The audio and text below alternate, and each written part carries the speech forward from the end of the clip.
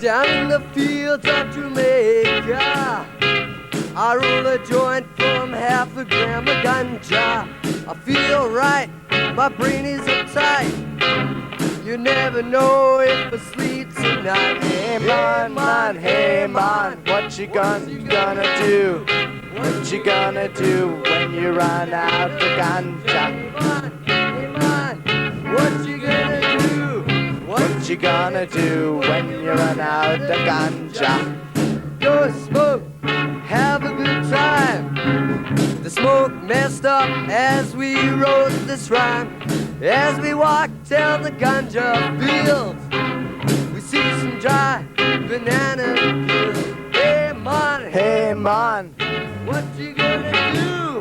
What you gonna do when you run out of ganja? Hey man, what you gonna do? What you gonna do when they run out of ganja? Hey man, what you gonna do?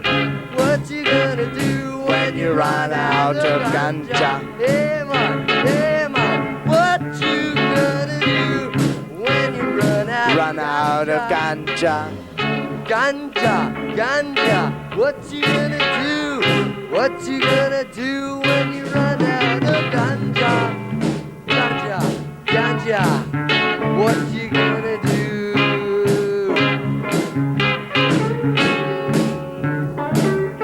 And that kid is actually playing a fretless bass too, which is crazy.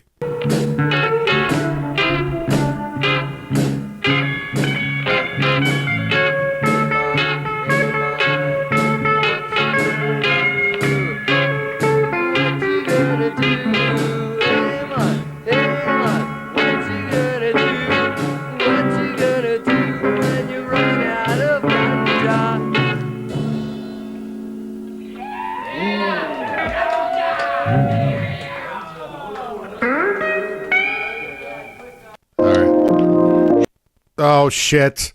Damn it. I thought I could pause it in time. Now I have to play Precious Taft. And sometimes he was cinnamon. And when he was cinnamon when I hugged him. And he was always equal parts you and me. That's why I loved him and wanted him.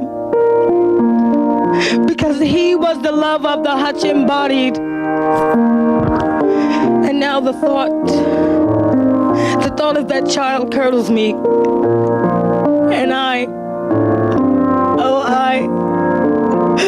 Lord, I only thank the benevolent God for being wiser than me.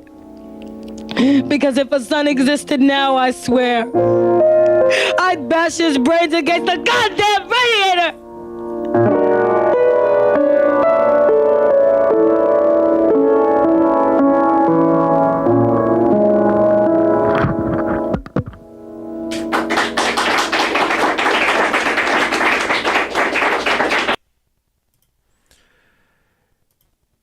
Wait.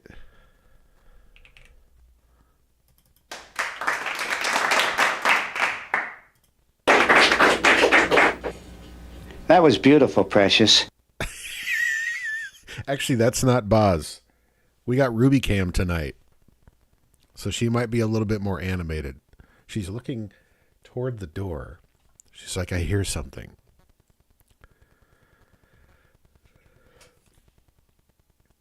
You okay, Rube? Yeah. All right.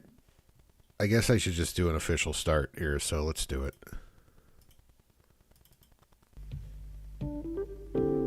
That is not loud enough. Open with. Be patient.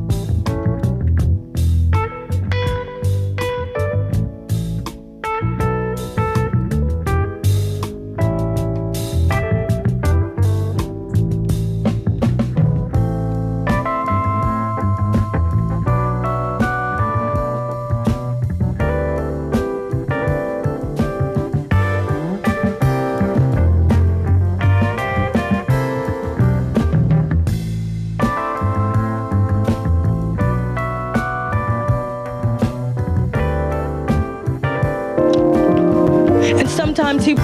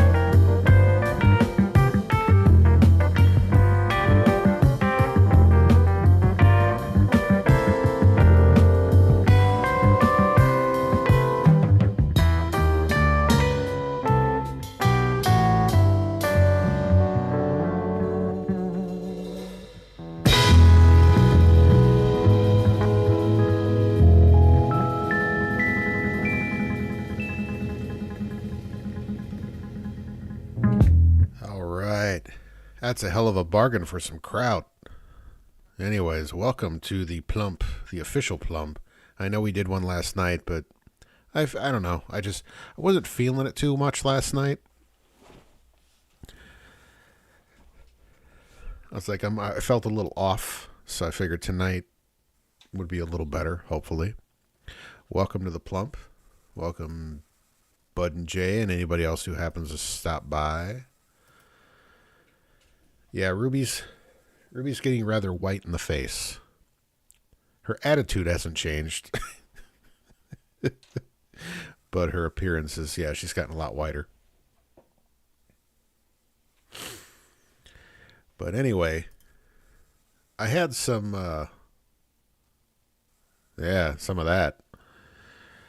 I found some old episodes of Divorce Court from the 80s. Maybe some more public access. We guarantee you can't. Wait, I want to just pause on that. Or was it, I'm trying to fuck your ma? Pipe down, kids. There's the...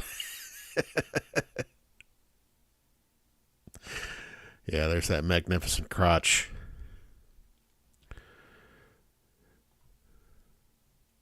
Right, we got to stop it. We got to pause it right here. All right. We guaranteed you can't.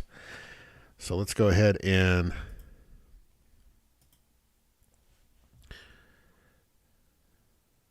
What's this? All right. It's a brand new song for a brand new year.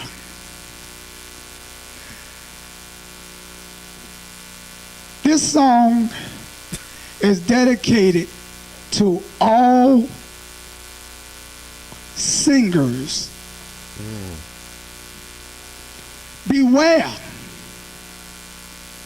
of pretty fine girls. Well, this is Beware of Pretty Fine Girls. Yeah, it's the great Daryl Nathan.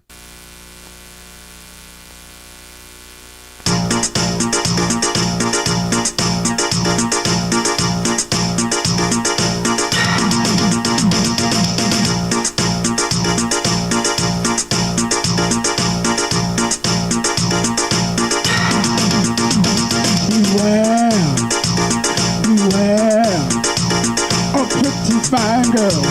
Young men, beware of pretty fine girls. 'Cause they'll mess your mind up. They'll mess your mind up. They'll confuse your mind. And then they'll brainwash you. And then they'll start acting mighty freaky. And you don't want that. They'll mess your mind up. They'll mess your mind up. So beware of pretty fine girls. It's called Springtime? I'm trying to find it. They're dangerous. They blow your mind. They're dangerous. They blow your mind. Everything don't look so fine then. Listen to this. I seen some ladies that look so pretty and mean as they can be. I seen some pretty ladies that look so pretty and mean as they can be. Listen. I can't find much. I tried to look it up, but didn't find much here.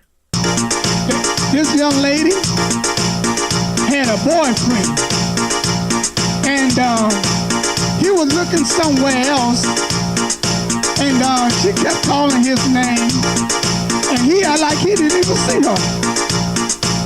She said, listen, let me tell you one thing. I'm a woman, and one thing you men got to know. Just because you a singer, and you out here singing, I mess your mind up. I mess your mind up. You can't resist my power. I mess your mind up. I mess your mind up. I mess your mind up. I think he's going to mess my mind up. You can't resist my powers. I mess your mind up. Oh yeah. So listen to me, young singers. If you gonna be a singer, go ahead and sing. Cause these young, pretty, fine girls, they'll mess you up. They'll blow your mind. And they'll slow you down. And don't give them time. They'll mess your mind up. They'll mess your mind up. If you a singer. Hold on here. Fingertips. And Oh, this guy's actually good. Oh, never mind. It's going to mess my mind up. You better listen to me. They'll confuse your mind. They'll blow your mind. And then they'll brainwash your mind. And then they'll brainwash your mind. So beware. Beware. Beware. Beware. They'll mess your mind up. And you don't want. Yeah, I can't find it either. What's this? Oh, God, lip syncing. Every time I see something, I'm like, oh, this could be good. And it's always like some little shithead kid lip syncing something. Oh, damn it. Oh, well, fuck this. Let's do some divorce court. I enjoyed spending this hour with all of you. I'll see you tomorrow, everyone. Be well.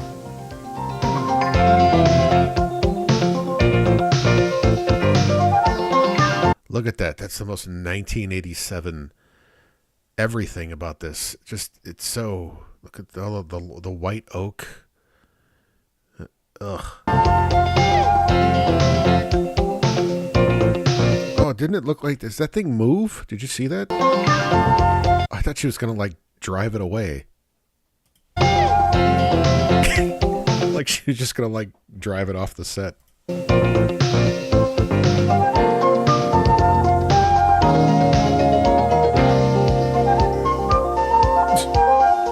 It's like, oh, I'm tired of this shit. Oh, thank God this shit's over. Oh, thank God this shit's over. 88, and this is 87. Okay. Last time we went fishing, you forgot the bread. The Nissan bread. He didn't. Nissan Light. Motherfucker. I'm glad to see that you're taking care of yourself. Not for me, Chubby. It's for you. Hold on, Portly. Why would I need a diet bread? Well, first, Nissan Light has only 30... What, Ruby? What? Why are you staring at me? 35 calories a slice and 4 times the fiber of wheat bread. Look, Ruby, you got to play the part of Boz here, so you have to act as uninterested as possible. Right? You can't show any interest in anything. Okay, that's more like it. And another thing, taste. I call it fiber with flavor. What a way to keep your shape. That shape? Flowers are a big part of Chris's life, and ever since I've known her, she's painted them. About 13 years ago, she got herself a job at Star Market as a florist, and she says working at Star, arranging flowers and all, is art too. It says it helps her with her painting. Hey, what do I know? I thought my wife was always a pretty good painter, and that's what I always... Turns out she kind of sucked. Tell her, once she answers... That's racist Ted Williams? Really? Is that the guy that they froze his head? Just the phone. Hello. Hi. Hi, sweetheart. First time sex today on Donahue. Ooh, that sounds like an interesting episode of Donahue. This is Divorce Court, presided over by Judge William Keene. In the case we'll be seeing today, Becky O'Connor is suing Duke O'Connor, her husband of 3 years, for divorce. Oh, she looks angry. So, yeah, these were obviously like dramatizations, but what I loved back then was, it's the 80s, so people used to like, now these days people are a little more difficult to fool. But back in the 80s, man, it was like the more drama, the better. The more over the top, the better. On the grounds of mental and physical cruelty. Mr. O'Connor is countersuing on grounds of adultery, mental and physical cruelty. The trial began yesterday. Our sex life was just wham bam, thank you, ma'am. Why, Duke had turned vicious, especially to Becky. He slammed me alongside the face and said I was some kind of sex kook. That man is funny. I mean, he acts like he don't care much for her himself. I don't like this. I don't like it one bit. He said he was over at Connie's Western Wear with his friend Skipper. I have been holding back, but now I am telling all. You hear me? That man had no more trust in his wife than Doubting Thomas had in the Lord. My tough man husband, he's a homosexual. We're waiting for Judge Keene to enter the courtroom and begin the second day of this trial. Oh, oh God, this is so bad. The truth is, he's not a real man. He don't like women. Are you sure your husband's gay? Oh, yeah. Him and his friend Skipper are the wrong kind of buddies. Well, why didn't you tell me this before? Because I didn't want the Him and his friend Skipper are the wrong kind of buddies. advertising people to dump us both just because he's boy crazy. Look, I lost my chance at that money once. I was trying to get it back. Now I don't give a damn. Go ahead. Stick it to him. Well... Thank you, Peter. Be seated. All right, in our last session, Mrs. O'Connor was on the witness stand, and Mr. Morgan, do you have any further questions of her in cross-examination? No, I'm finished with her, Your Honor. All right, anything further from the plaintiff? No, Your Honor, the plaintiff rests. All right, Miss Morgan, you have not made an opening statement. Do you desire to do so? Yeah, I think briefly, Your Honor. Your Honor, Duke O'Connor tried hard to tame his wife with love and affection. There was the People's Court back then, full on. Why are they acting? Divorce Court was fake, right? There was the People's Court, which was probably mostly real, but Divorce Court was just all over the top acting. In fact, there's sometimes you might recognize. I've seen certain episodes where I've recognized actors. She responded with adultery and caused an accident that nearly killed him. We seek this divorce on the grounds of adultery and physical cruelty. We ask for an award of all of the commercial endorsement I mean, look at that. That's a pretty man. You think he's going to waste his time with you, girl? Come on. money, the condominium, the cabin, and the Cadillac automobile. Thank you. Call your first witness, I'll please. call Duke O'Connor. Step forward. Now taking the stand is the defendant, Duke O'Connor. Fucking tie. Current spokesperson for High Stepper Boots, Mr. O'Connor has competed as a rodeo bronc rider for the past 5 years. His wife has accused him of physically abusing her and of refusing to address or treat his sexual problem. All right, let me hear from the defendant. Mr. O'Connor, what was your life like after your marriage? Pretty damn exciting. And our love life was powerful, no matter what she says now. But you see, this girl has an instinct to compete that kind of gets out of hand. She treated sex like some kind of a bronc ride, daring me to see who'd fall off first. If I didn't drink as much as her, I was a wimp. If I didn't place in a rodeo, I was some kind of loser. Did you ever physically abuse your wife? Hell no, she's a fighter.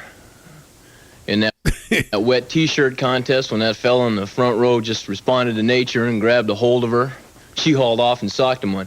I spent $4,000 last year paying for the damage that she did in the bar that night. And if I wouldn't have jumped in and protected her, you wouldn't be here right now telling lies about me. Oh, look at that face. She's me mugging her. She's like, that's right, motherfucker. Did you and Becky get along on the rodeo circuit? Yes and no. See, Becky was always acting funny around my dad, and it seemed like the longer we stayed on the rodeo circuit with him, the funnier she got. And one day she came to me and she said she wanted to open up a chili parlor, and she wanted us to leave the rodeo because she figured it'd be the only way we could put distance between ourselves and Big Duke. Big Duke, I want to open up a chili parlor. What is that, like a bar where they serve chili? Said she didn't like the way he made her feel. Little did I know that she had the hots for him. Like hell I did. Now, Mrs. O'Connor, I have heard from you. Now, let's continue. Did you agree to leave the rodeo circuit? Of course not. Riding's the only thing I know peanuts about. Of course, when I didn't want to do Did he say penis? He said penis, didn't he? that, she got started catting around on me, and I caught her kissing Matt Rudder in a bar, and now she says that he's marrying her sister. That's a bunch of horse pucky. Oh, Chase.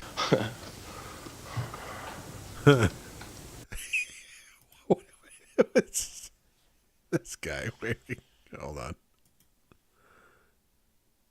Her sister? That's a bunch of horse pucky. You see, I heard Matt's voice in the trailer that one day before Jolene conked me out. You were in there bumping uglies with Matt, and I'm my father. Your Honor, I move to strike that speculation. All right, bumping uglies goes out. Go ahead. Thank you. Did you do anything to try to save your marriage? Yeah, I tried to get this advertising deal together because I figured that I could show I tried having sex with men and hitting her, and nothing worked. Becky that I cared for her just a little bit more than the rodeo or my father. But after the first photo shoot, the ad people said that they didn't like the unwholesome image that Becky was portraying, and they just wanted me. Whoo! Boy, did she blow her top over that one. And next thing I know, I damn near get killed in a rodeo accident, and I didn't make any connection at the time. Did your father, Big Duke, come to see you in the hospital? Yeah, he did, and he told me to get rid of Becky. He said that she'd come after him like a ladybug in heat, and that she had been the one that had... A ladybug in heat. That's not even a fucking saying. You just made that up. frayed the rope that caused my accident. Your Honor, I'm going to have to object again. That's speculation and hearsay. I agree, and everything after yes is stricken. Ask your next question. Did you believe that Becky caused that accident? Hell no, like a damn fool. I stood up for her and told Dad to get out, and he got so disgusted he just left, even though the people from the ad agency wanted him to pose with me instead of her. And I haven't seen him for 9 months. Did you later reconsider what your father told you about Becky? Yes, sir, I did. And I got to thinking that Becky was the only person who knew that I was riding that horse. See, Skipper Williams was supposed to be on that crazy horse, but he had the flu, so I decided to take it on 15 minutes beforehand. And afterwards, when I was well enough to walk, I took a look at the rope, and it was pretty damn obvious that someone had tampered with it. Did you go to your... I mean, these people talk. They just have way too much to say for a typical courtroom. They're way too articulate. They're way too rehearsed. Your wife with this information? Yes, I did, and I caught her on the phone talking to the ad lady, Miss Cummins, telling her that I was too lame and wouldn't be able to complete the photo shoot. Well, that's when I had it out with her. And she said that she did indeed tamper with the rope. She admitted it. She said she was glad get her out of it. She said she couldn't stand the sight of me in bed or out, and that she deserved the $20,000 from the ad agency. I'm telling you, you can't believe a word this woman says. She's phony down to her plastic painted fingernails. And I am not a homosexual. I never have been, and I like lima beans. I don't have anything else, Jonathan. Cross-examination. Mr. O'Connor, in the course of your rodeo career, haven't you had various accidents where you've broken 4 ribs, your collarbone, both ankles, and your left arm? Kind of comes with the territory. It's like they're really trying. It's like they're auditioning for like a part on All My Children or Ryan's Hope. Well, then why do you insist that your leg injury couldn't be just another one of these accidents? Because I braided that rope myself, and it wasn't near to giving out, all right? 2 and 2 spell 4. Well, can you produce this rope for us? No, I can't. It disappeared, funny enough. I wonder why. Wasn't the fight in Rustler's Bar caused when you tried to pull off your wife's T-shirt? I was trying to protect her. It came off by accident. I don't start fights, and I'd never hit a woman. Oh, really? Well, in bed, didn't you often strike your wife in frustration over your own sexual impotency? Impotency? What the hell is that? That's her foul-mouth ideas. Well, do you deny being unable to perform sexually with your wife for the past 18 months? Yes, I deny it. I could perform anything for that woman if she'd just treat me right. Instead of acting like Annie Oakley. Mr. O'Connor, weren't you present when the police raided the Rawhide Bar in Denver, a notorious meeting place for homosexuals? Wait. The Rawhide Bar. A notorious place for homosexuals. Wait a minute. I had no idea what kind of bar that was, all right? It was 3 o'clock in the morning, and I thought it was just an ordinary bar. An ordinary bar? Would you describe as ordinary a bar with male go-go dancers in nothing but athletic supporters? Now, Your Honor. I mean, shit. I see that at the grocery store. I'm going to object to the line of questioning. This is irrelevant. I agree. Let's get on to another subject matter. Mr. O'Connor, wasn't the real reason you had problems with your wife the fact that you preferred men? You're sick. I'm not going to answer that question. Just answer the question, Mr. O'Connor. All right, you listen to this. All this stuff about me being funny, that's a bunch of crap. Skipper and I are... Yeah, he was totally cruising. Come on, man. Friends, all right? And that's clean, not smut, like you. No further questions, Your Honor. I want to see counsel on the bench, please, for a minute. You may step down, Mr. While O'Connor. O'Connor leaves the stand, we have time for a break. The League of Feminine Felines presents The Great Debate. What's to debate? Oh, yeah. I mean, if you guys are cool with this, if not, we can move on to something else. I don't know if I could sit through another episode of this for sure. So, I mean, we could do... Yeah, he's a Cal City. I mean, we can do whatever. We could do request night, whatever we want. Because I've got Christmas stuff lined up, but I don't really want to start playing that just yet. Maybe like next show. But this week I was just like, kind of whatever. I'm finicky. He's not. I suggest there is no difference in cat food. Take this brand. Please do. Seafood Surprise. Seafood? Wait till he looks inside. Sorta looks like There's shit in there. seafood. Surprise. Now 9 Lives Fisherman Stew. What looks like nutritious stew. That looks awful. It's real delicious fish. I rest my case. Vote 9 Lives, a more satisfying choice. I get more emotional. Why do I get this way so much? Premenstrual syndrome. It's triggered by a complex biochemical process inside your body and can be relieved with the right medicine. Midol PMS from the company that understands women. The birthday party's over, but look at this grape juice stain. Resolve challenges your carpet cleaner. Liquid Resolve against the leading foam. On tough grape juice, Resolve cleans better. What a difference. Resolve, the carpet cleaner that really works. When you've suffered an injury, time is important. You must make some claims within a short period of time, or you may lose the opportunity to collect any money for your loss. Call the Injury Helpline. Discuss your case with an attorney near you for free. One who cares about helping accident victims get the benefits they're entitled to. You'll learn about the costs of pursuing your claim, and you won't be charged any attorney fees unless you receive compensation for your injuries. Call the Injury Helpline now, 800-533-2700. Touchstone Pictures warms up the winter with 3 hot hits. Good Morning Vietnam. It's 3 of America's funniest fathers in the comedy sensation. 3 men and a baby with the cardboard stand-up of Ted Danson in the back that everybody thought was the spirit of a dead kid. Of the year, 3 men and a baby, rated PG. And it's 2 men in a chase of a lifetime. Sidney Poitier, Tom Berenger, Shoot to Kill, rated R. I don't remember that movie. Real hot. And finally, it's Robin Williams, Good Morning Vietnam, rated R. 3 sizzling winter movies. From Touchstone Pictures, Shoot to Kill starts Friday at a theater near you. Now to divorce court. About to testify on behalf of Duke Just went right into O'Connor is Hannah Cummings.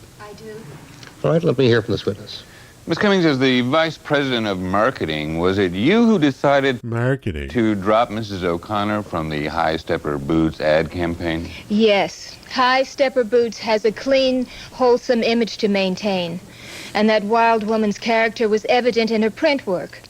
The first day that I had Duke and her in for a shoot, I found her alone in her dressing room with a makeup artist. Lord knows what was going on with the door closed. How did she react when she learned that she was being All I know is the room stunk later. dropped? Well, she was enraged. She knocked over a lamp, and she ripped up Duke's entire portfolio, all of his pictures. I mean, thank goodness Duke was there to protect me from her. But he assured me she wouldn't cause any more trouble. Did she cause any more trouble? Well, yes. In my office, she had sworn and cursed at Duke, too. And she threatened to get even with him come hell or high water. That was 3 days before Duke's fall. Thank you. Nothing further. Cross-examination. Miss Cummings, as for that makeup artist, didn't Becky later explain... It's a shit when you don't wash down there, the feminine deodorant spray. Yeah, it's like, or you could just wash down there. She was only talking to him to ask him if he was gay? Oh, that was a lame excuse if I ever heard one. I mean, why would she care if he were gay unless she wanted to sleep with him? Well, didn't Miss... I would like to see this chick on Studs. Same outfit. Just accusing everybody of being a homosexual. Mrs. O'Connor tell you she was interested only because her husband had been so very attentive to the makeup artist on the shoot? Well, she said that, but that's absurd. I mean, Duke is just friendly with everyone, and he's as straight as an arrow. Anyone can see that. Now, 3 days before Duke's fall, didn't you tell Becky you were waiting for the survey results before signing the contract? Well, perhaps, but I just wanted to let her down easy. So as far as you know, Becky only found out she had been shut out of the advertising deal after Duke's accident. Is that correct? Well, I suppose so. But a violent woman like that doesn't need an excuse to attack her husband. No further questions. All right, you may step down. Ms. Morgan, call your next witness. Skipper Williams. Step forward. About to testify for Duke O'Connor is Skipper Williams, a fellow rodeo rider. Oh, this is his friend, Skipper. Last season's Rookie of the Year, Mr. Williams has placed first in calf roping in his last 10 rodeos. His testimony is about to begin. All right, let me hear from this witness. Mr. Williams, did Mrs. O'Connor ever willingly harm her husband around the rodeo? Well, Becky's got herself a real mean sense of humor. Like the time that Duke got the both of us to help him practice team roping. She kept letting the rope she was holding go slack. I find it difficult that these two virile young gentlemen just don't find each other attractive. I mean, it's only obvious. Wouldn't you say? Hell, Duke got the dickens knocked out of him by a feisty cat. Well, she said she did it just to show him who's boss. Is there any justification for this innuendo about your relationship with Duke O'Connor? What's an innuendo? The rumors about you and Duke being gay and You being in his endo? to that? No way. You know, that kind of mudslinging, you throw it up against the side of a barn, but it don't stick. Just don't stick. Besides, Becky's got a lot of gall trying to bring up that kind of talk. You know, she's just what they call a man-eater, if you know what I mean. She's what they call a dog fucker. Did Becky ever approach you in a sexual fashion? Oh, yes, she did. She came on to me one day outside the stable. She said she couldn't figure out why I'd be friends with a nincompoop like Duke. Then she started whispering why I didn't want to ease her loneliness. When I told her to get lost, she started cussing at me. She told me I weren't half the man Duke's daddy was. Well, if you ask me, she's got herself one of them there psychological complexes.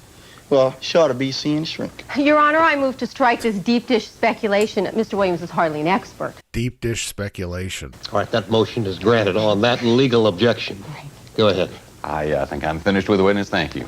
Cross-examination. Mr. Williams, a year ago, didn't you She's like the most oversized outfit ever. participate in the San Francisco Gay Rodeo? Well, now, you don't have to be gay to do that. Just kind of liberated, I suppose. Your Honor, this magazine has been marked and entered as Plaintiff's Exhibit 1. May I approach the witness? Yes, you may. Mr. Williams, isn't this you in a series of nude shots in the male pornographic magazine Cowhands After Dark? Well, that's me, all right. But, you see, I needed some money to pay off a bar tab. Oh, gay for pay. Well, Lord knows it's easier to take off your clothes than busting Broncos, right, Duke? In the past 2 years, hasn't Duke O'Connor Busted nuts, right? Duke? loaned you $3,000 to pay off bar tabs? Well, no, not pay off bar tabs. Get me one of them VCRs and a giant-sized TV. And didn't Duke loan you that money simply because he had taken you as his male lover? That's all I can take of this crap. All right, now, just a minute, Mr. O'Connor. Go ahead. Would you please answer my question? Look, no way. I mean, what's this world coming to when a man can't loan a good buddy a few bucks without being accused of some crimes against nature? You love how they ask a yes or no question. The witness goes on a rambling story that would have been cut off by 6. Yeah, no shit. They'd have been like, answer the question, yes or no. I have no further questions, Your Honor. Where the hell am I supposed to sit? Apparently that's the dad that's just been boning everybody. Who are you? Big Duke O'Connor. I was afraid of that. Everybody. Big Duke's banged everybody. I don't care where you sit, but I do care if you come in here and interrupt this court. Now find a seat and keep quiet. Call your next witness, Mr. Morgan. Your Honor, I'd like a moment to talk to Big Duke O'Connor. Could we have a recess? All right, we'll take a short recess for that purpose. Now you may step down. While the court is in recess, we have time for a short break. Good morning. Day's looking new and bright.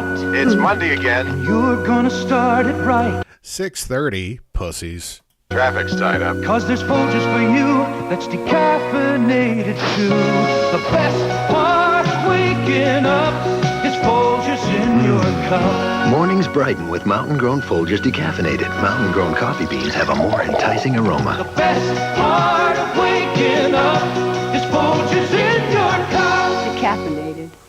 Remember when Bullshit. you were little? Remember those wonderful meals? You just switched to Sanka, so have a heart. And oh, the gravy. You loved gravy then. Let's face it, you still do. Now with rich-tasting Franco-American gravy, you can enjoy it again. Because Franco-American Just shit gravy in a can. gravies have the rich, full flavor you remember, but fewer than 50 calories. With Franco-American gravy, that unforgettable taste is back. That looks like shit. That literally looks like shit. Like sliced shit. I've said it again. Got the no-wax floor blues. It's looking dull, lifeless too. Tiny scratches, trap grease and grime.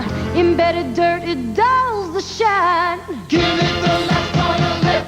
Lestoil has an embedded grease formula that emulsifies and lifts greasy dirt from scratches. So Lestoil lifts away the dullness. Give it the less oil lift. Give it the less oil lift. Clean your no-wax floor and feel the dullness lift. Give it the less oil lift. That's a large kitchen. Hi, I'm the Brillo lemon-scented plant manager. Here we're growing the yeah. remarkable new Brillo lemon-scented soap bath. Oh, I wish you could smell our fresh... It's orgasmic. Lemon pads, they're picked at their peak and shipped fresh to your supermarket. New Lemon Brillo releases thousands of fragrant bubbles to cut grease and give pots and pans I'm about ready to release my bubbles. a special shine. Pick a pack of lemon-scented soap pads, fresh for you, from Brillo. Divorce court, about to testify on behalf of the defendant, is his Jesus, they don't even give you don't get a warning. father, Big Duke O'Connor. I do. Now sit that chair. Mr. O'Connor, did you ever attempt to seduce your daughter-in-law? No. She tried to get in my pants, telling me she was fed up with Junior and wanted to try the giant size. I mean, I took off because I was sick about being around temptation with my own son's wife. Did Mrs. O'Connor ever succeed in seducing you? No. I don't know if she's told you. But there was one night when she leaped on me like a polecat. I bat her off and tried to set her straight. Yeah, she can't, man. You know, I mean, this shirt's doing nothing for me, but the rest of her's, you know, she's just crazy. But arguing with that gal's a waste of oxygen. Did you tell your son about this incident? I went to him at the hospital and tried to tell him what There's nobody in this courtroom she hadn't tried to crawl all over yet. was up with her.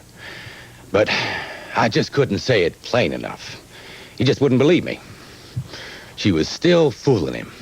I mean, she tried to kill him over that fool advertising money. Objection, Your Honor. That's speculation. All right, I agree, and I'll strike that portion of the answer. Go ahead, Mr. Morgan. Do you have any knowledge of the cause of Little Duke's accident? Yeah. While I was... I mean, these people are far too articulate for white trash. bawling Becky out, she told me in her trailer how she put Duke in the hospital and was glad of it. She's got the worst temper I ever seen. I've never run away from women before, but I was fed up with those two when I heard about the trial. But I'm glad that my son's getting away from her while he's still together and glued together in one piece. Thank you. Nothing further. Cross-examination. Mr. O'Connor, isn't it true that you arrived at Becky's trailer in a highly inebriated state and proceeded to force yourself sexually on your daughter-in-law? So that's the way the tramp tells it, huh? That's a damn lie. Really, Mr. O'Connor? Well, hadn't you come to her trailer to discuss problems she was having in her marriage with Little Duke? Oh, yeah. I went over there to try to straighten those two out. But I never touched that woman. She made some motions to me, that's all. And Little Duke. Didn't you discuss your concern about your son spending so much time with his friend Skipper Williams? Well, maybe.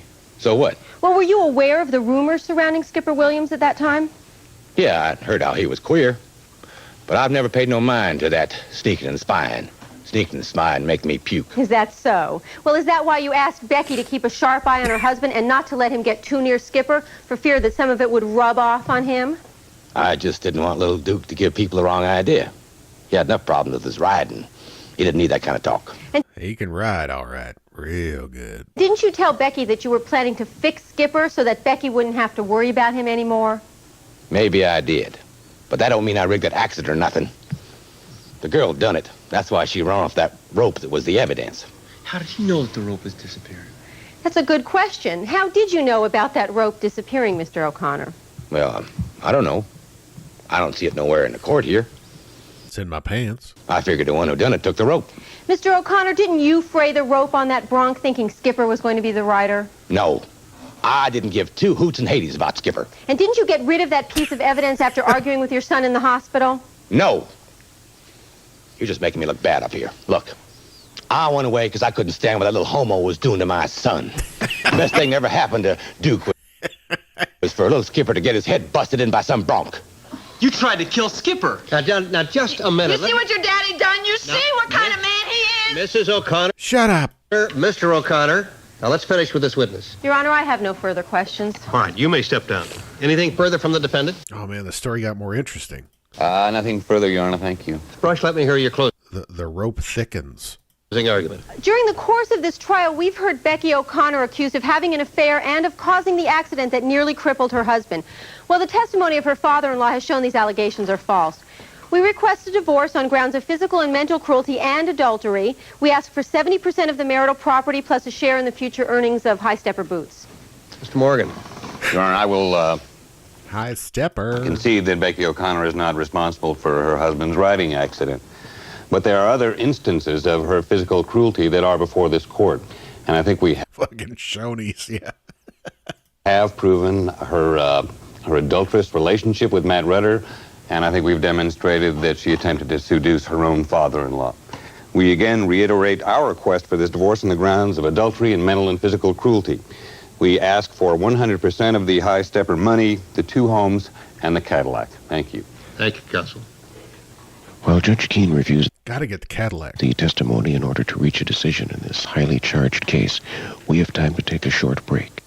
Be smart, eat right, like lively. Be right, that's right, like lively. Eat smart. Eat smart with Light and Lively low-fat yogurt, creamy fruit. As you can see, Ruby is just glued to her seat. Thrilled.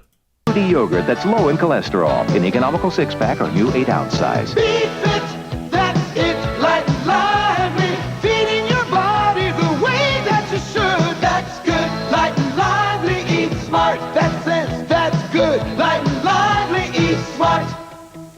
Happy Valentine's Day from Woolworth, where you can shop and save this week on a fancy Red Heart box of That's ugly. delicious candy, 1 pound size, $5.97.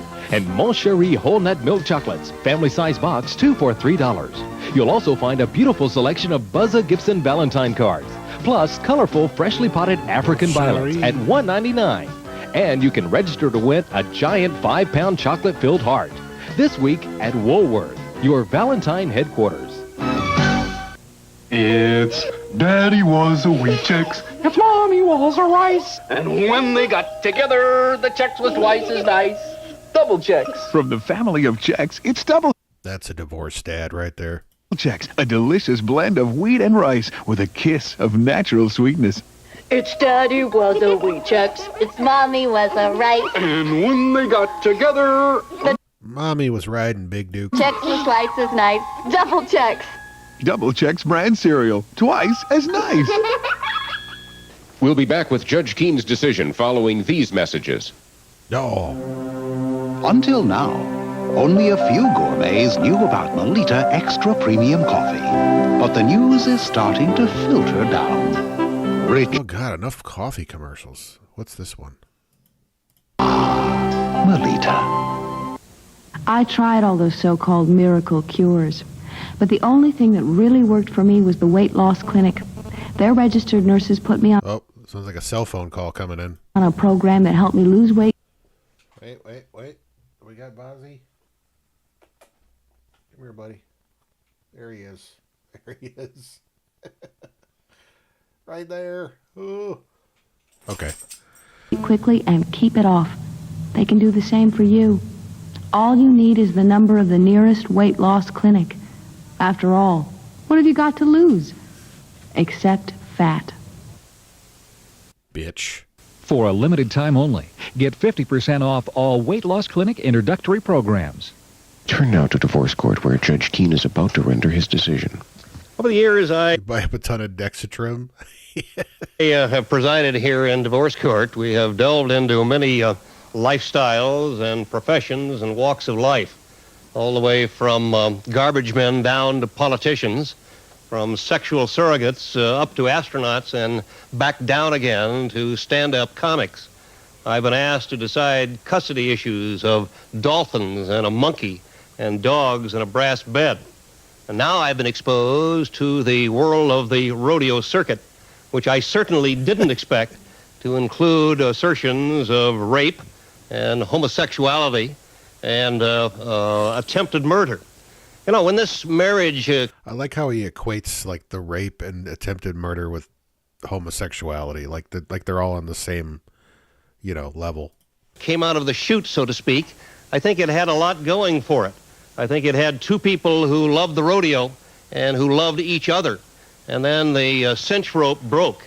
And the cinch rope of a marriage is communication. And when that cinch rope breaks, then that marriage has about as much chance for success as a bronco rider riding side saddle. And all of he struggled with that analogy. this, I think, was then compounded by Mr. O'Connor, who couldn't get out of the image of his father, who manipulated him just as much as his so-called friend Skipper Williams manipulated him. I don't have to decide the question of Mr. O'Connor's sexual preference, and I'm willing to accept his statement in that regard from the witness stand. Was Mrs. O'Connor raped? I don't have to decide that issue either, other than concluding, as I do, Mrs. O'Connor, she rapes the world. That she did not commit adultery. Mrs. O'Connor, I urge that you take that matter up with the district attorney because I have a feeling that you were, in fact, raped. My evaluation of the 7 witnesses who have testified during the course of this trial is that Mrs. O'Connor has proved her allegations of mental and physical cruelty, and I order the judgment of divorce for her on her complaint on those grounds. The marital estate here has a net value of $180,000, which includes a $20,000 advance from the commercial ad work. I order 180 grand? All right. A division predicated upon the percentages of 60%, 40% in favor of Mrs. O'Connor. Mr. O'Connor, you can't choose your parents, but you can choose your friends, and my advice to you is that you keep both of them away from your cinch ropes. This court stands in recess. Divorce court is a dramatization based on cases and issues raised in the family courts of this nation. None of the participants knows the outcome of the case before hearing Judge... I think Skipper there, he's kind of like the Joe Pesci's character on JFK. He's like the David Ferry of this court case. Keene's decision. The jurisdiction is a combination of laws of all 50 states. Therefore, the laws of your community may differ. The cases are argued by attorneys and presided over by Judge William Keene, who served on the Superior Court of California for 18 years.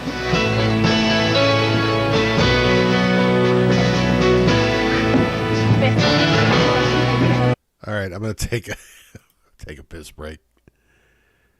Da da da da da da. Oh no. Yeah. Wait, did we see quotes in the intro that weren't in the episode? I demand more rape. Yeah, I don't know, did we? There was the homosexual or whatever. Right? Did she say that in the episode?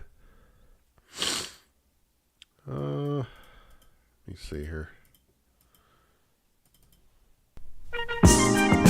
Be right back.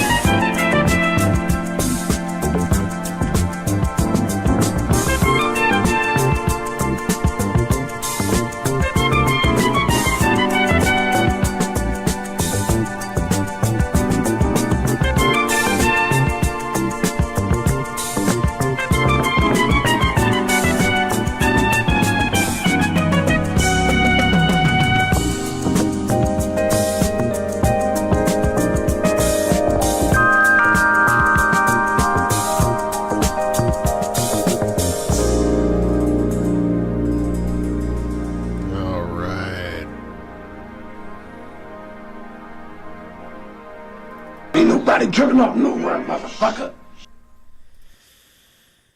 We are back. We are back with the Plump. We've got some shit and some crap lined up for you. Hold on here. There we go. Let's get on to it. What is this? It's random.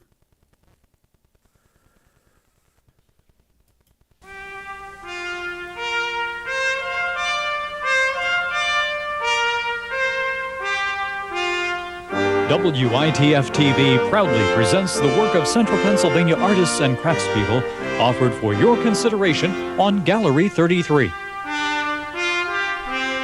And now, live from the auction studio and ready for your bidding in support of public broadcasting, the Gallery 33 collection.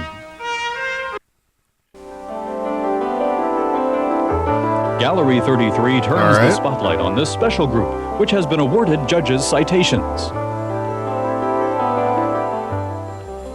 The items at this table are part of 20 works, 10 each in art and crafts, and they have been chosen from nearly 500 pieces overall to receive a special citation from our 1988 Gallery 33 judges. Now, this year's judges were, for art, Randy Plug of State College. She's the assistant curator of the Palmer Museum at Penn State University Park Campus. And also for crafts, Donald Page of Beckley, West Virginia. He's a working craftsman, chairman of the American Crafts Enterprises, and a member of the National Endowment for the Arts Task Force on Crafts. Now, these are some of the works Gallery 33 of our judges that our judges have selected as among the best in this year's Gallery 33 collection, and we're proud to present them. And here once again to present them is Averill Sheps, is our art auctioneer, and Larry Von Baron once again to tell you about the items here. Let's begin, if we may. We'll step back here a second and start with item number 486. This is The Future of Art in America by Brian Swords of York. The dimensions are 24.5 inches. We got the Kunstkitsch wide by 17.5 inches high.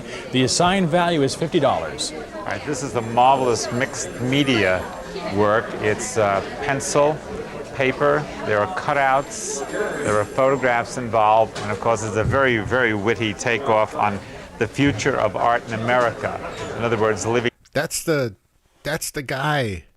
Isn't that the guy that was before Bob Ross? Up to the viewer to decide whether it's going to be Kunst or kitsch. It's a very delightfully funny piece, and the use of lettering, the composition itself is extremely good. It's a very fine, beautiful piece by this young man named Brian Swords. Again, this is item number 486, the media mix, or the mixed media, I should say, titled The Future of Art in America by Brian Swords of York. The dimensions are 24.5 inches wide by 17.5 inches high. The assigned value is $50. We're looking for a minimum bid of $17. Let's start with item number 486. So, like, people are calling in to bid on these? This was the mixed media. It's called The Future of Art in Madonna and Child box. America by Brian Swords of York, 24 inches wide by 17.5 inches high. I'm happy to say it already has a $78 value. It's also one of our overbid items. They'll be receiving the nice group of items I just told you about a few seconds ago. Item number 940. These are the high bidders for the last Area F. Item number 486, The Future of Art in America by Brian Swords. Mexican Indian rug, a classic. Dish. The high bid is $78 from Daniel Tray. Sowers of York. Item number 940. Child's comforter. This is apparently these are housewares. Nice to see you, Susie. And Lynn Marsh, our artist friend from Shiremanstown, with us to tell you all about the very nice work here at Hamilton Bank Area T. So let's step aside and we'll let everybody see what we have to offer. Oh, we got some mouse erotica. This item here at Hamilton Bank Area T is number 480. It's called Alice the Rat and Her Mate by Brian Swords of York. 24.5 inches wide by 17.5 inches high. The assigned value $50. The minimum bid $17. Rats are a very, very popular subject. Oh, rat porn, sorry. Seems tonight. This, I think, as I interpret it, is a collage. It's a collage. It has ink outlines.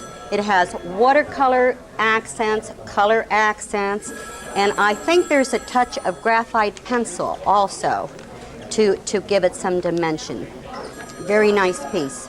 It's number 480, titled Alice the Rat and Her Mate, a great title by Brian Swords of York. Dimensions 24.5 inches wide by 17.5 inches high. The assigned value $50.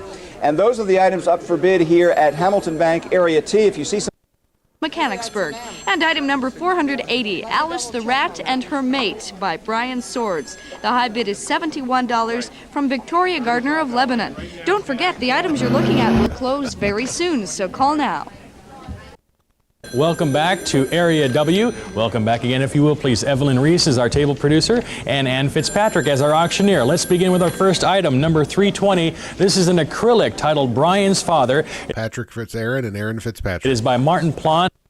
Item number 487 is titled Rat Love by Brian Swords. There's Rat Love. Swords of York. The dimensions are 17.5 inches wide by 24.5 inches high. The assigned value is $50. The bidding starts at $17. This is really a... Oh, really? What did you put on the page?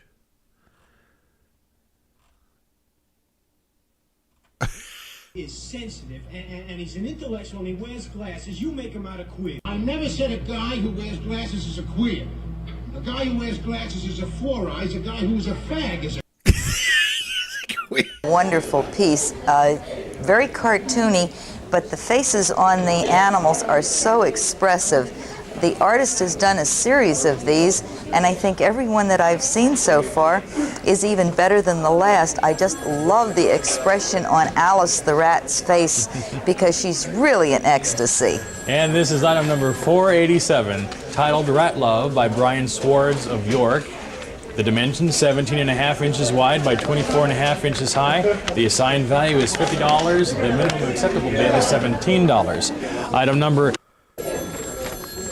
Item number 487, Rat Love by Brian Swords of York. The dimensions 17.5 inches wide by 24.5 inches high. The assigned value $50 currently has a $40 bid. Item number 783, the linoleum block print titled Birds by Julie Wineski of Dillsburg, New Holland. It's all about Rat Love. Item number 487, Rat Love by Brian Swords. The high bid was $55 from an anonymous bidder in Mechanicsburg. Item number... Oh, that was it. Oh, then we got some more. Item 485 is titled Intimacy by Brian Swords of York. Yep. The dimensions on this item, 24.5 inches wide, 17.5 inches high. The signed value of $50, $17 minimum. Carrie? Okay. Well, here we meet Alice the Rat once again. We saw her in a formal portrait earlier this evening. We've seen her and her friend or her mate in various guises. Now they seem to be enjoying a little time alone together. There's a pack of... I'm surprised they're going into this much detail about the painting. Lucky strikes there on the bed. The sheets and the mattress ticking are beautifully done, apart from the whimsy and the obvious campy charm. Yeah, whimsy was definitely a word that came to my brain. Of this little drawing. We also have very nice draftsmanship. The covers are done with extreme accuracy in the folds. There's a nice composition here, but of course someone is not going to buy it for the composition.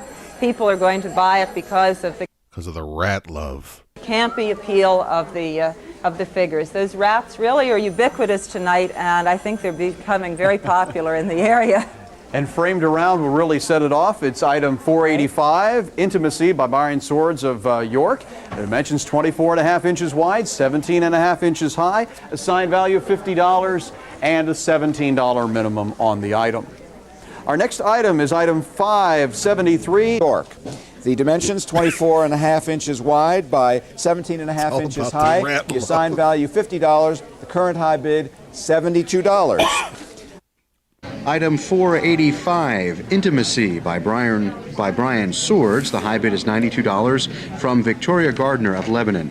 Item 573. And you could have you could bet on this. Value $300. Minimum bid $100. I love this next piece. Nubbleite.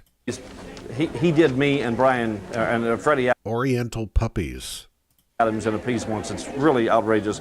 This is $481. It's titled Young Alice and the Holy Grail by Brian Swords of York. The dimensions are 24 inches wide, 18 inches high. The assigned value.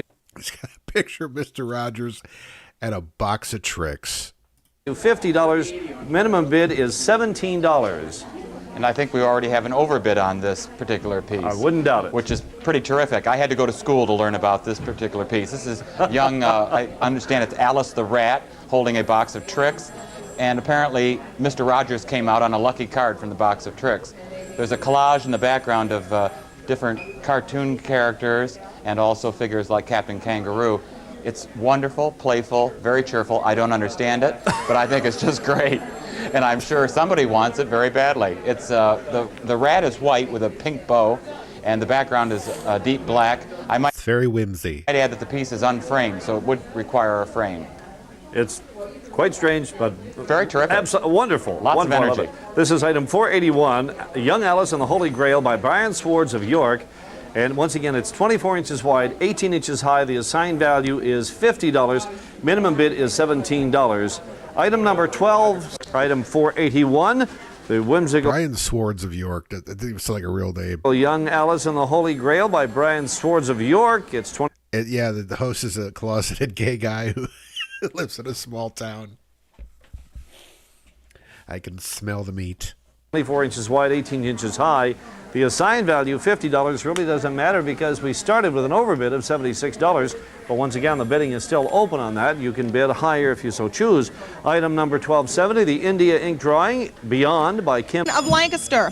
Item number 481, Young Alice and the Holy Grail by Brian Swords. The high bid was $80 from Mr. and Mrs. Daniel That one guy keeps pronouncing it Swords. of York. Item number 1270. Now we have a new Hamilton Bank table or Area W with some very nice works displayed, thanks to Sue Bowser, who has helped us to arrange the items here. And Yvonne Mosbaugh is going to describe Boy, Sue, that is an unfortunate outfit. All of them to you right now. We'll stand aside and let you see the first one, beginning with number 651. Who is this right here? Is that we got Kirstie Alley. It is an offset poster. Number 482 is called A Bottle of Tab by Brian Swords of York.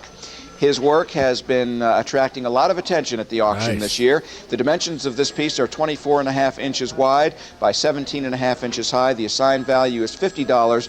The minimum bid, $17. And I think a lot of people have been waiting for this to come up. This shows Alice the Rat with a bottle of Tab, a box of matzahs, a clock in the background showing about 4 o'clock, and whether this is AM or PM, it's left to our imagination. The little television set here showing late night or perhaps early afternoon Manischewitz matzahs. reruns of old cop dramas. So is like Manischewitz like what is that, Goya? Is it Goya for like Mexican? Is it like the Goya for like Jewish kosher food? It's a wonderfully whimsical cartoon paint. The only Manischewitz I know of is the wine, is the sweet wine. Drawing, it uses a lot of techniques in it. I think really this speaks for itself. It is absolutely delightful. A bottle of Tab, a box of matzahs, and thou, or thee. This is... Yeah, Manischewitz is like cheap, like disgustingly sweet wine. Number 482. It's called A Bottle of Tab by Brian Swords of York. It's 24.5 inches by 17.5 inches. The assigned value, $50. Minimum bid, $17. Number 131 is a $33. We can do much, much better. That's not even a full third of the way there. Number 482 is called A Bottle of Tab by Brian Swords of York. It's 24.5 inches wide by 17.5 inches high. The assigned So Brian Swords of York. value is $50, and the current bid is $80. $30 above the assigned value. We'd like to see it go even higher. Number 131 is a watercolor title. Bidder in York. Yeah, look at this dog shit painting. Even higher. Number 131. Really? Just some, what is this really? Come on.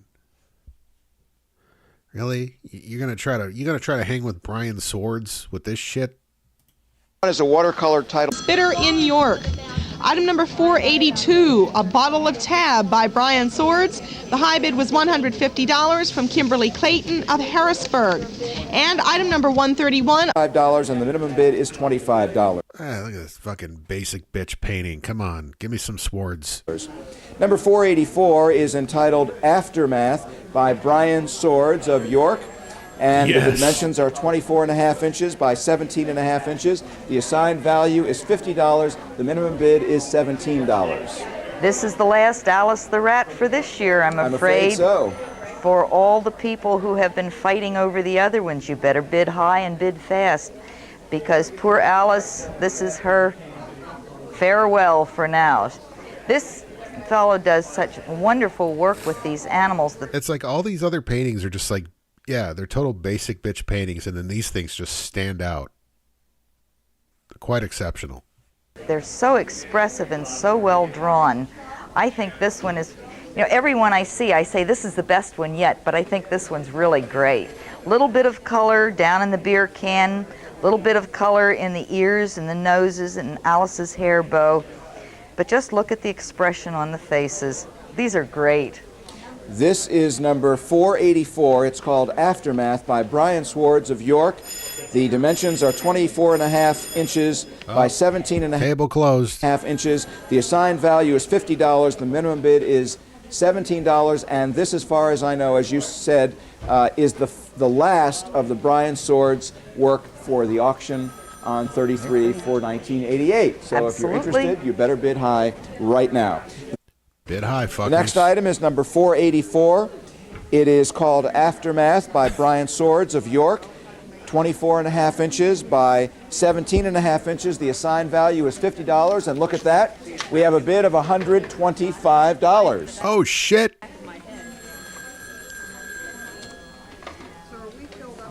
Tempted to make a comment about... And then this fucking... Really? Come on. Get the fuck out of here. You could buy this shit at Hobby Lobby. Give me some Swords. But I won't. Number 461 is the... The high bid was $127 from Joseph Kunkel of Lidditz. Item number 484, Aftermath by Brian Swords. The high bid was $136. Okay, so this Wikipedia, Stay Up Late is a 1992 erotic furry watercolor painting by Brian Swords. The work depicts two anthropomorphic white rats embracing on a bed. Between 88 and 93, Swords donated paintings to an annual art auction for WITF-TV, a public television station in central Pennsylvania.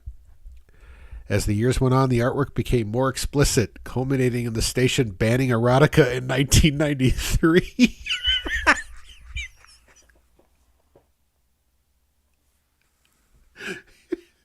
These people, they couldn't handle it. They couldn't handle the Swords. From Kimberly Clayton of Harrisburg. And item number 461, an acrylic titled Early Anthropomorphic. Fuck yeah. Winter Morning by Vivian Road. The high bid was $81 from Lloyd McCord of Marysville. And those were the high bids from the last Area F. These people, they don't know how to handle this shit. They're freaking out. Yeah. But I meant you bid 115. Yeah, because I thought it was... They're very conflicted, right? Because they want to be true to the art crowd, right? They want to promote art, and this guy is definitely making art, but at the same time, their sensibilities just can't handle it. Okay, here we go.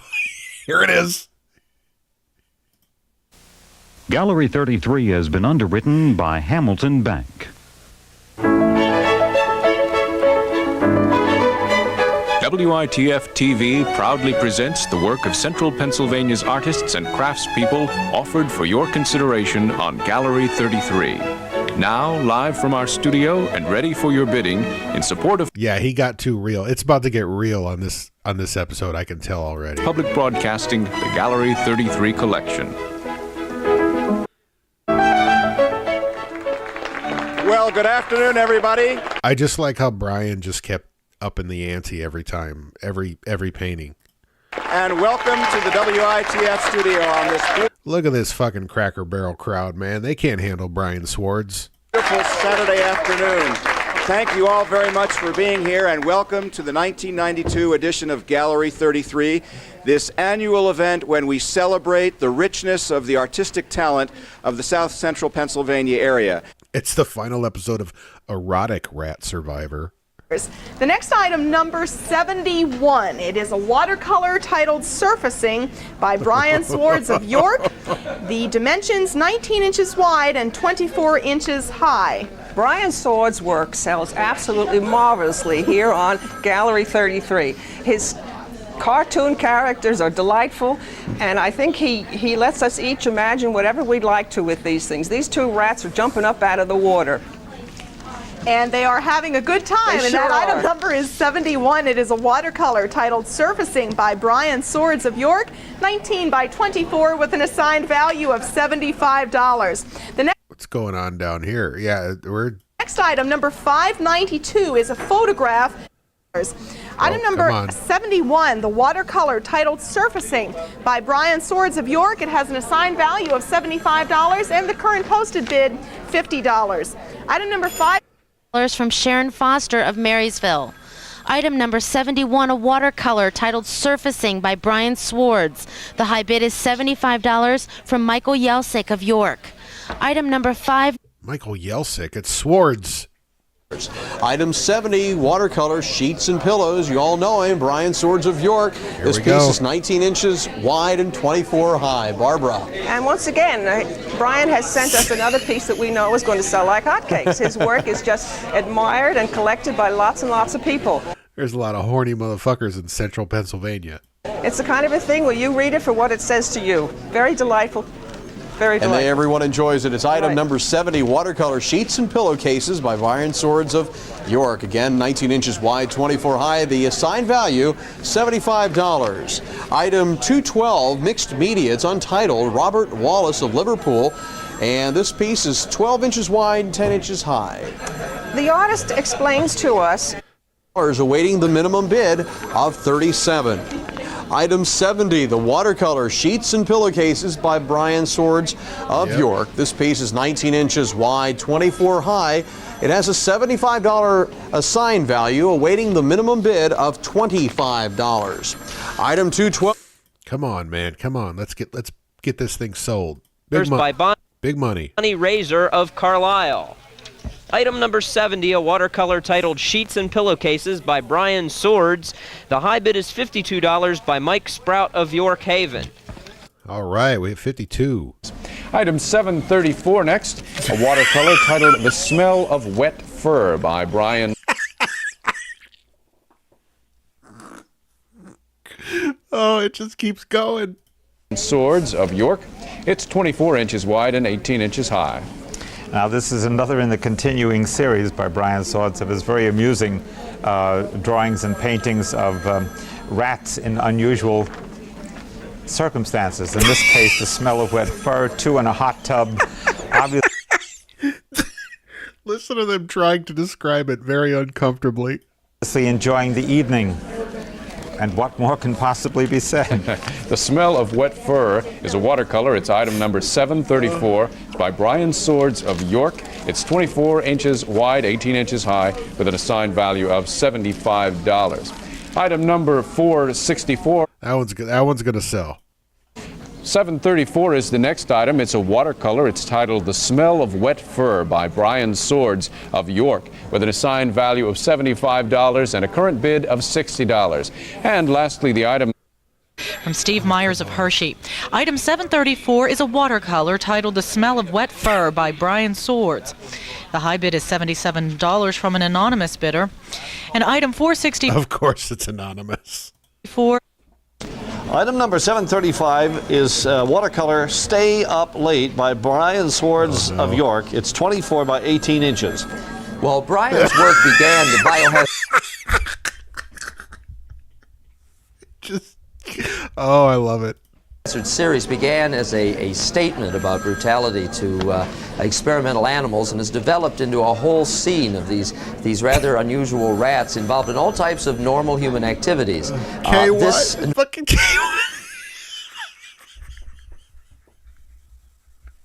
Oh, I love it. Normal human activity needs very little description. All right, that's 7:35. The watercolor Stay Up Late by Brian Swords of York, and like you notice, Alice is gone now. It's just dudes being bros right now, right? The assigned value is. Or is this is this Alice's bow here? I don't even know anymore. Is $75, and those are the items that we have. No, we have $650 here, don't we?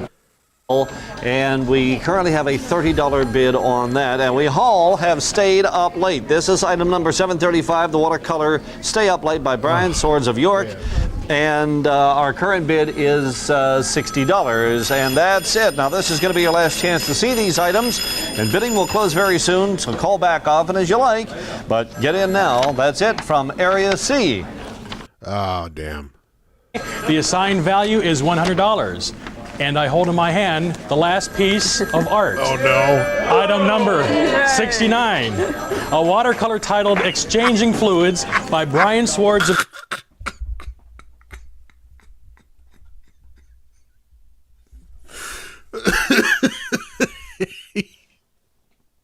York. The dimensions are 24 inches wide by 19 inches high.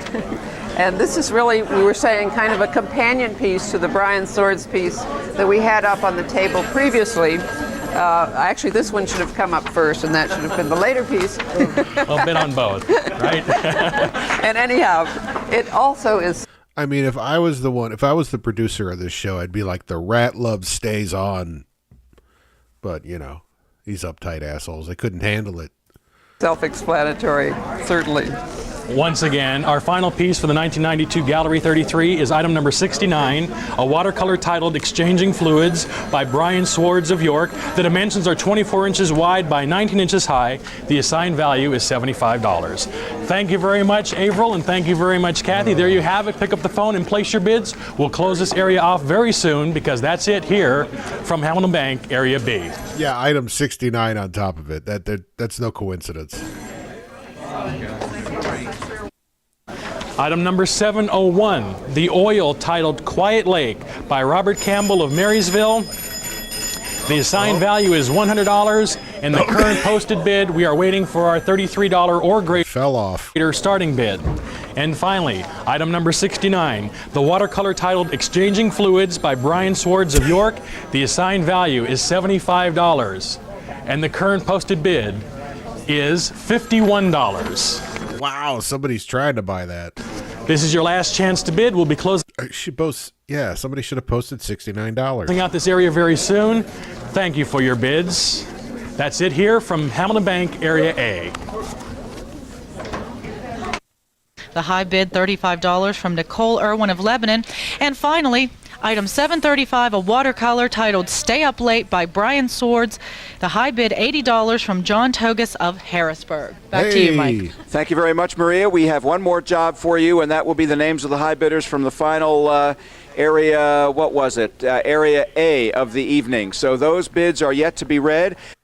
Is $85 from Diane Neff of Mechanicsburg. And finally, item number 69, a watercolor Exchanging Fluids. The high bid, $80 from John Woomer of Mechanicsburg. And I oh man, there's some freaks in Mechanicsburg. think that's it, Mike. Thank you very much, Maria. Thanks to all of you who bid, and of course, thanks to all of the artists and craftspeople. Oh my God. Wait, there's more? Art 1991?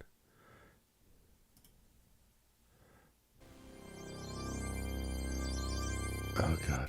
Offered for your consideration on I gotta Gallery bump 33. the volume on this. Now, live from our studio and ready for your bidding in support of public broadcasting, the Gallery 33 collection.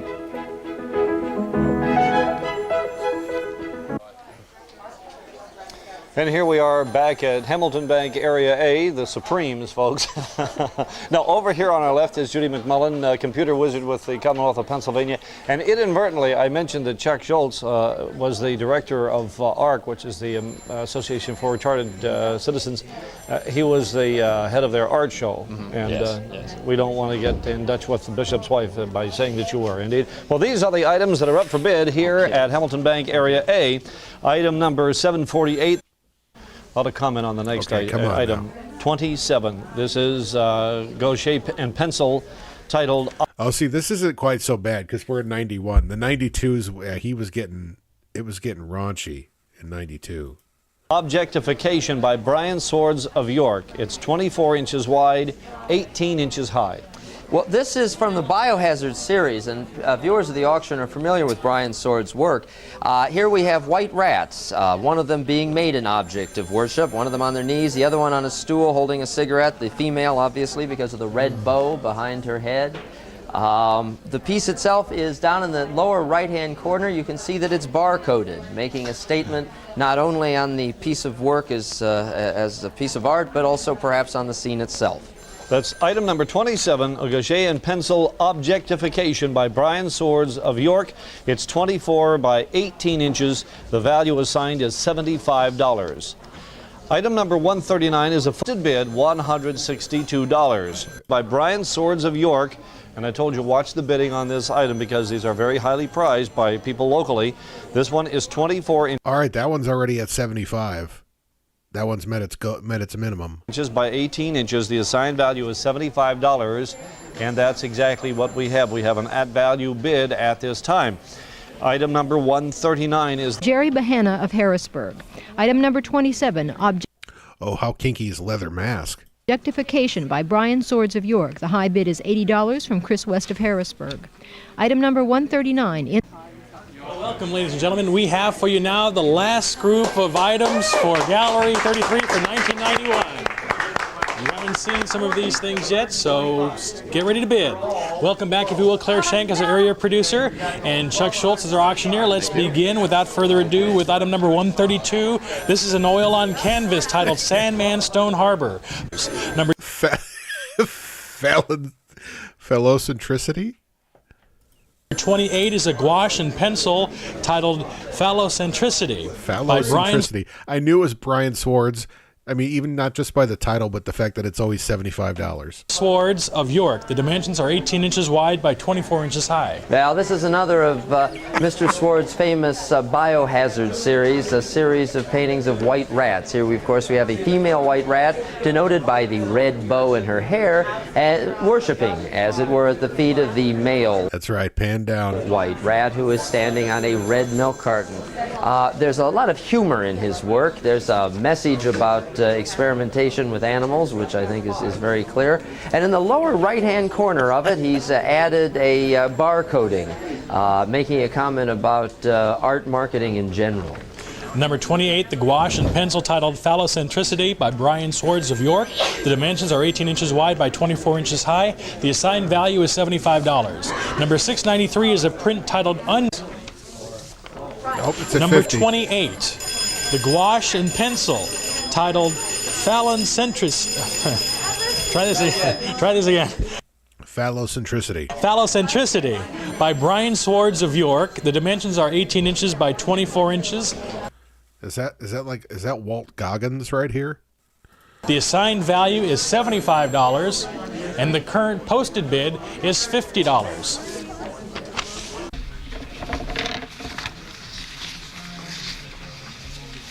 This guy's totally into phallocentricity. Is that it? No, there's one more. There's one more. Get him in. The suspense is killing us. 28. Just give me a 28.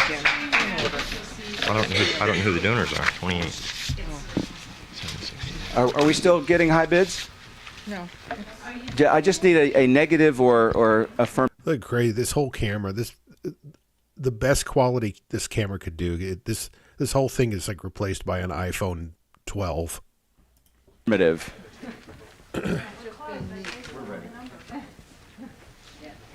We still have high bids. Okay. Item number 132. This is from the last table B, Area B. Item number 132, titled Sandman Stone Harbor by Don Winner. The high bid is by Ken Linhart. Duncannon. High bid was $80.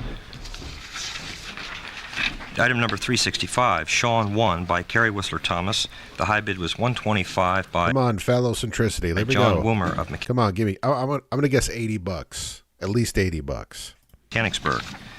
Item number 28, Phallocentricity by Brian Swords.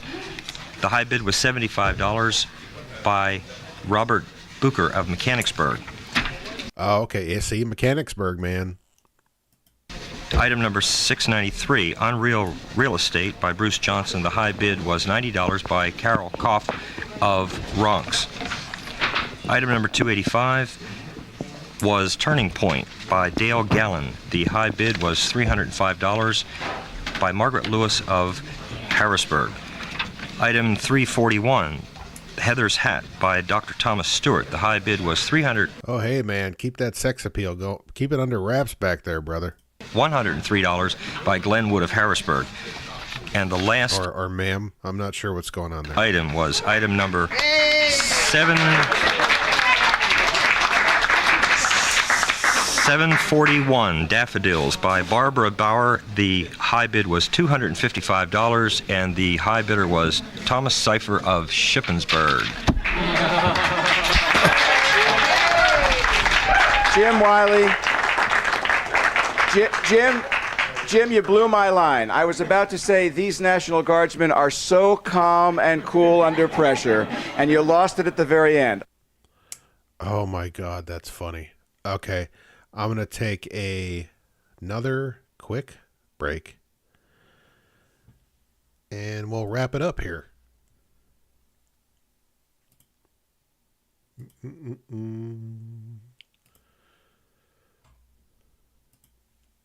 Nope, not that one. There we go. Be right back.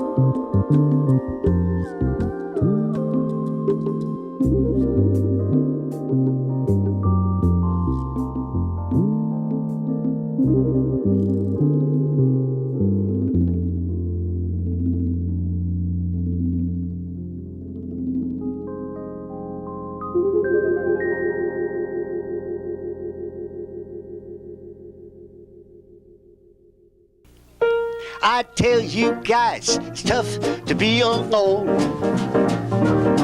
And it's tough to love a doll that's not your own. I'm through with all of them. I'll never fall again. Hey guys, what you gonna do?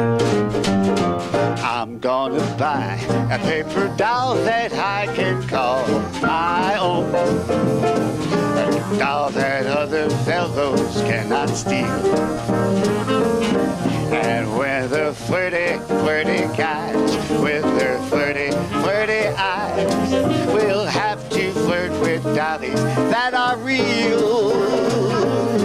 When I come home at night, she will be waiting. She'll be the truest doll in all this world. I want to thank Garrett for pulling in clutch, though, man. That Brian Swords shit was hilarious. Fickle-minded, real live girl.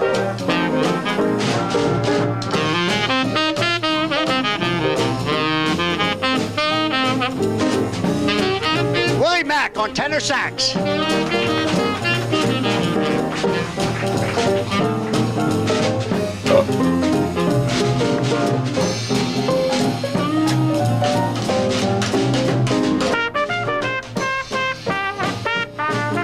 This guy looks straight out of like 1956. He just like never, like just the style. I love it.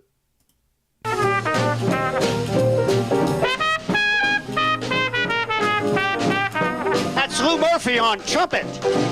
Like this was 1991, and this dude did he didn't give a shit, man. This guy was just unshaken by modern fashion. He didn't give a shit. Oh, look here. Okay, Al, go ahead. Come on, Al. Give it. Hal Green on drums. Hey.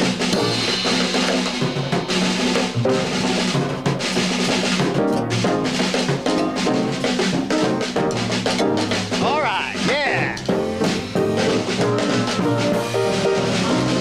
Connie Vincent on bass, come up. Go, Connie.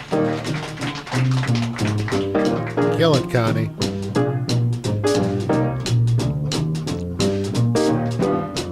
Hump it, Connie. All right.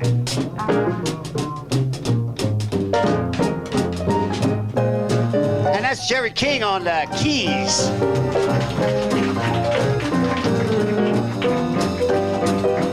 Yeah, Connie kind of phoned it in there. We got fucking what's his name from Cannonball Run, the doctor. I just gave her a little prick with this.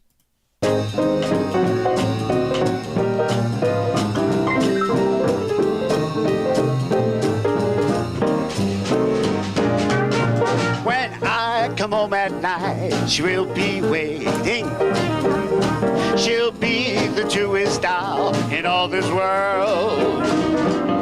I'd rather have a paper doll to call my own than have a fickle-minded, real live girl. Yeah. They're called the Obsessions. Thank you very much.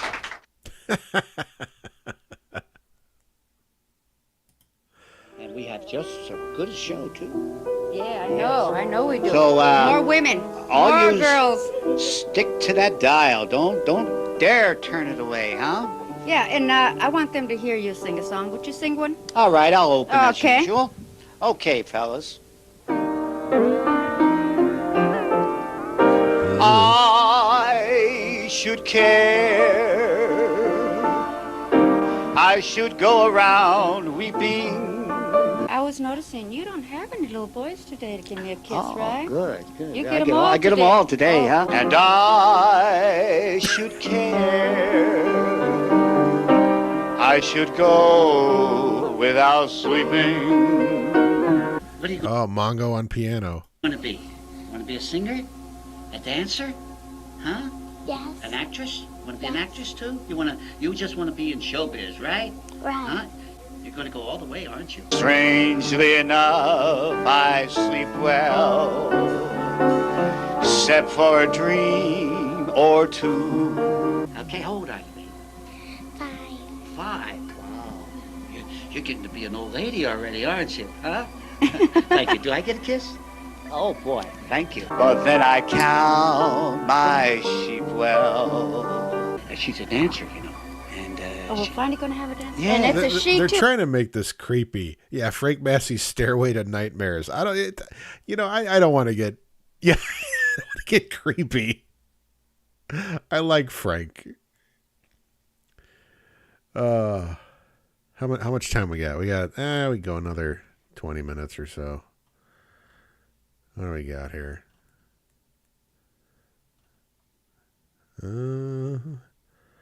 I can call my own. Oh, Joey Triolo. Richie Triolo. Richie Triolo. Is that it?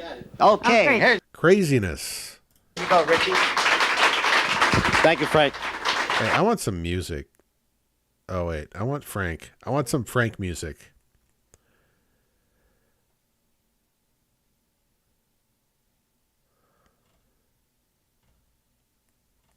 Here, let's do Frank Massey. Because I did the Frank Massey show, because that's what Stairway was called before it was called Stairway. Yeah.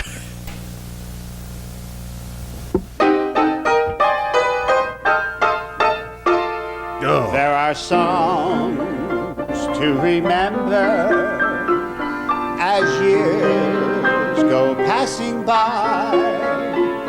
You and I will have these songs to remember.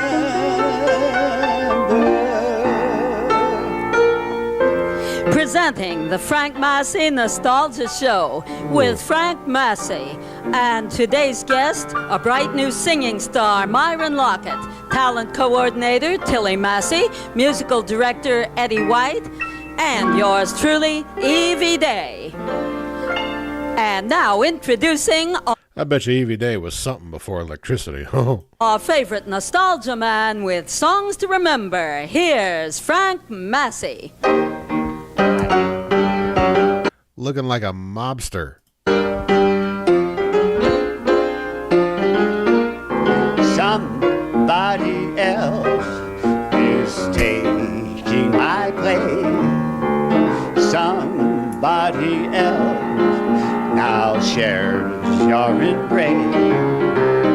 While I am trying to keep from crying, you go around with a smile on your face.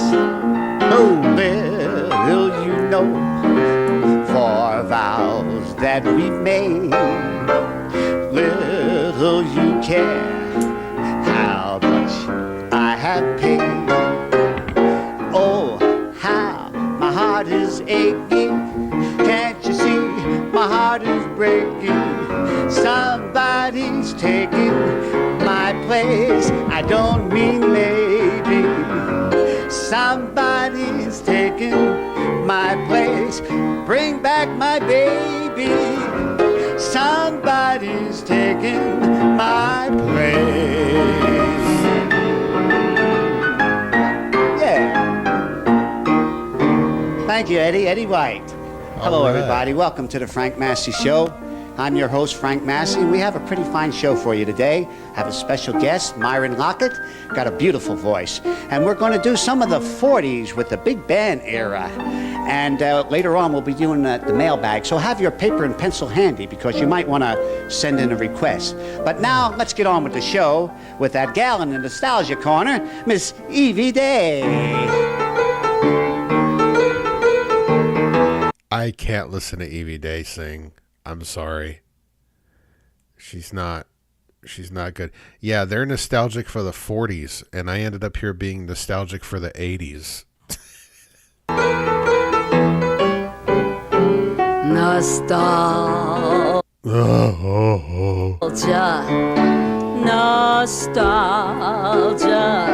Yeah, I can't. I'm sorry. I'm going to end it now, but I'm going to leave you guys with one more.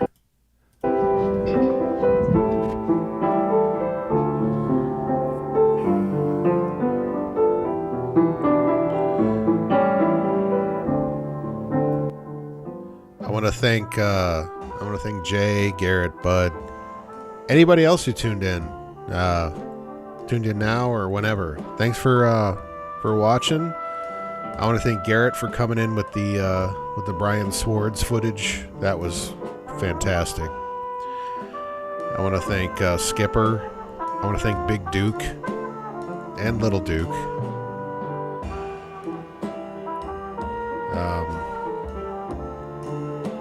Hal Green, I want to thank him. I want to thank Sinbad, Steve Harvey, Kiki Shepard. We'll see you next time, man. We're going to start doing some, I got a ton of Christmas shit. So we'll start doing that next show. But, yeah, God bless. Until next time, folks.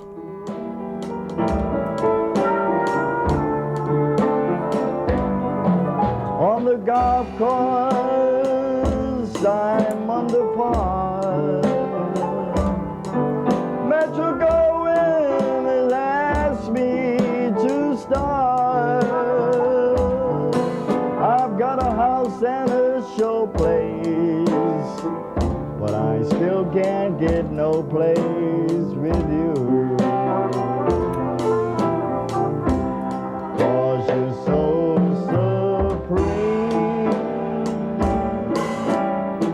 lyrics I write of you, I dream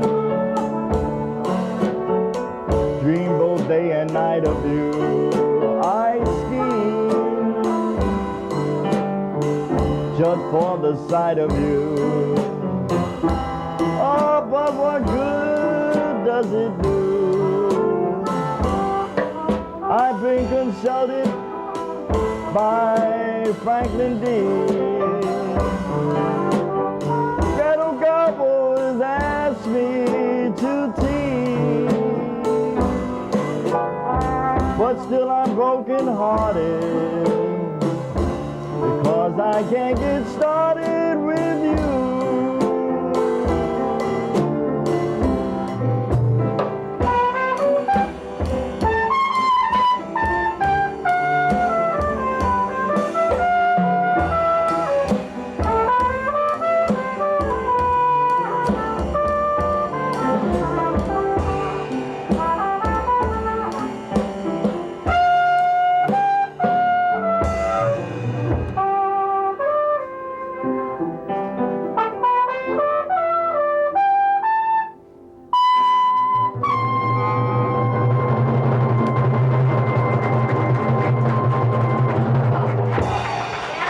You guys. Claude Dunson on trumpet, Tony Coluccio on piano, and Hal Green on vocal and drums. I'll be back. I'm finna go empty out my deck.